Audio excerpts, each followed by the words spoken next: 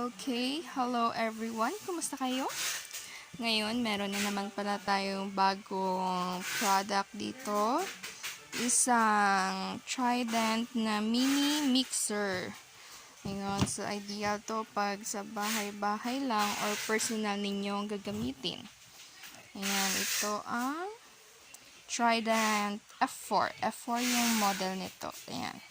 Unbox natin kung ano ang laman ng ating Trident F4. Magaan lang to.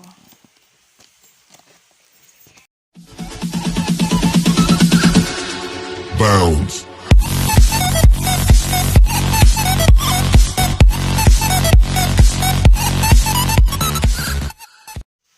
Okay, ang ating Trident F4 ay merong warranty card na kasama. Ayan, meron din siyang user manual. At ang kanyang power adapter or power supply. Ayan, yung kanyang slot ay ganito na siya. Pabilog. So, advantage din ito kasi hindi na kayo mahirapan maghanap in case na nagka-problema ang inyong adapter. Ito ay 12 volts, 2 amperes. Ayan. Usually kasi pag masisira yung adapter ng 3-pin or 4-pin, mahirap din maghanap ng adapter niya. Kaya pag ganyan, mas madali siyang hanapin. At ito naman ang ating unit. Okay, naka-sealed pa siya. Wait lang, buksan natin. Papatest din natin to sa ating technician. Papa-sound test natin kung okay na ba ito. Oops. Wait lang. Ay, lumikit yung tape. Ano, magpabukas. Okay. Wait lang ha. Yan. Oops. Ayan, ang ating Trident F4. Yung main out niya, XLR na siya. 3-pin XLR, merong phone slot. Headphones ninyo, may auxiliary stand, FX send. Ayan yung line in niya. Dalawa, mic line in, XLR and PL. Meron na rin siyang phantom power.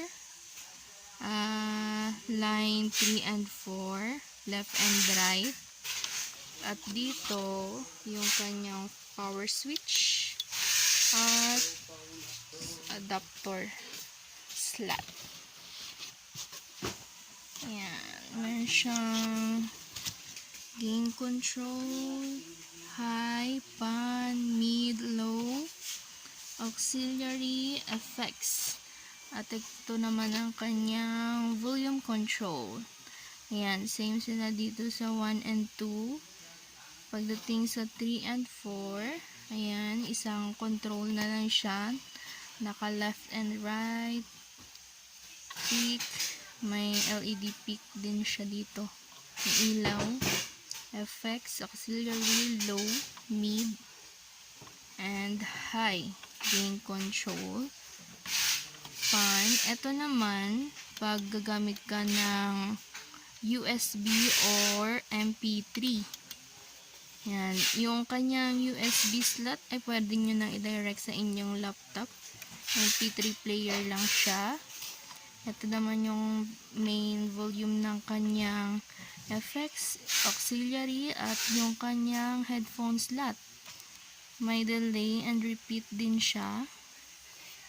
At ang kanyang main volume.